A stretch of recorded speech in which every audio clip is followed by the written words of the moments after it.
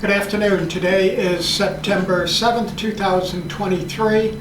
I'm Joe Terrell, President of Terrell & Company, private wealth managers headquartered in St. Louis, Missouri. Joining me today is Russ Phillips, research analyst and also portfolio manager here at Terrell & Company. And we wanted to get across to the people who follow our comments as well as clients and associates our latest thoughts, maybe specifically on stocks, S&P 500, etc. Before we do that, I'll touch real quick on the economy.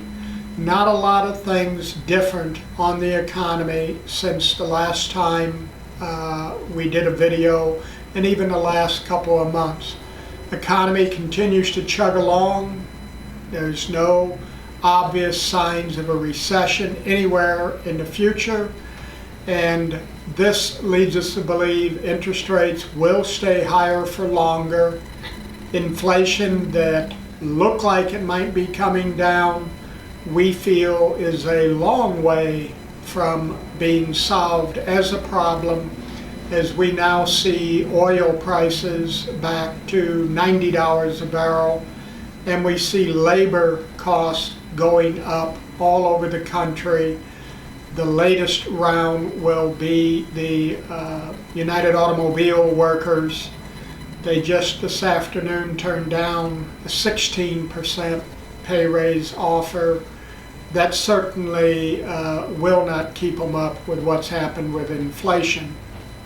So we feel that there's even a little minor resurgence of inflation coming, which will prevent the Fed from cutting interest rates, which also will prevent the stock market from having a major rally. Stocks sell at a multiple of earnings. That multiple of earnings is predicated upon interest rates. The higher the interest rate, the lower the multiple. So with that said, because we were working on this the other day, Russ, I'm going to turn it over to you and ask you to talk about maybe this year's earnings and what next year's earnings are expected, and what's the probability that those earnings next year are going to meet the expectations of the market. Joe, S&P 500 2023 consensus earnings estimates are around 221, just 221.34. That multiple that you're talking about is about 20.4 times. 2024, that was for 2023. 2024 S&P 500 consensus estimates are around 245.93. That's an 11% jump in earnings. That's what the consensus is looking for, 23 over 24. And we've talked about this, and again, this is for our viewers' sake. I think that 11% increase in corporate profits is a long way from being assured. Margins for companies are going to be tight and go lower as they experience higher costs, and in particular higher labor costs. Are there not notable Wall Street major investment banks that are looking for flat earnings and no increase in corporate profits? I would say the consensus is not that. The consensus is looking for double-digit increases next year. That 2024 number is an 18 times multiple. So the majority of people, majority of analysts on Wall Street are looking for strong earnings. I would agree with you. I think the rise in rates, you asked for a probability. Right now, we've been talking about the risk reward in the stock market being more risk, less reward. I think the opportunity really has been in fixed income with the rates moving. You have famed investor Leon Cooperman today on CNBC saying he thinks the 10-year yield could get to 5.5%. What we are seeing, Joe, I believe, is people starting to come to our thesis which we started out with the beginning of the year, where rates are going to be higher for longer. You've had Jerome Powell, the Fed chair, saying that.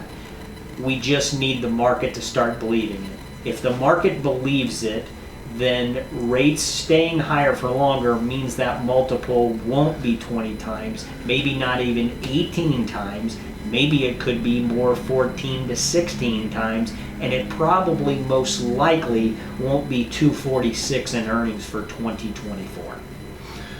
We ran these numbers the other day, and tell me if what we ran the other day is still correct.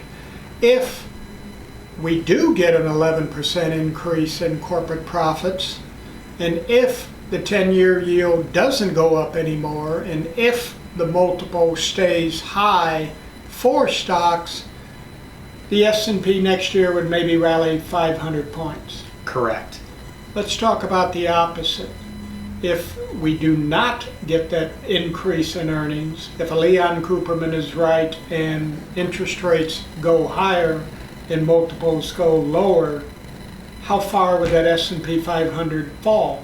We could see the S&P go to 3,200. Which is about 1,200 points. 1,300 points lower. Again, risk reward. That's where we're at in managing our portfolios for clients at Terrell & Company right now. We believe for every dollar's worth of upside, there's almost $3 worth of downside. That's not enticing for us. And if we can make 5.5–6% in short-term funds without any risk, that's not a bad place to hang out while we see if this happens.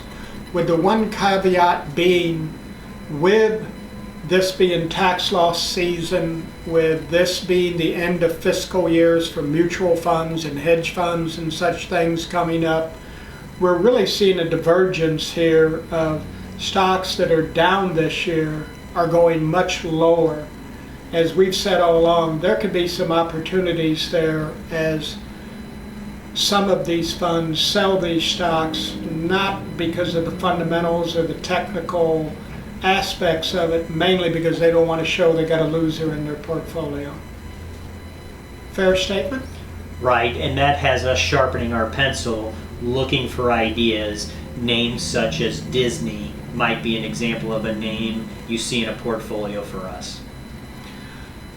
We appreciate your viewing today. Thank you, Brian Curtis, who helps us produce these podcast videos, and we'll be back in 2 or 3 weeks or as needed with an update. Thank you. Thank you.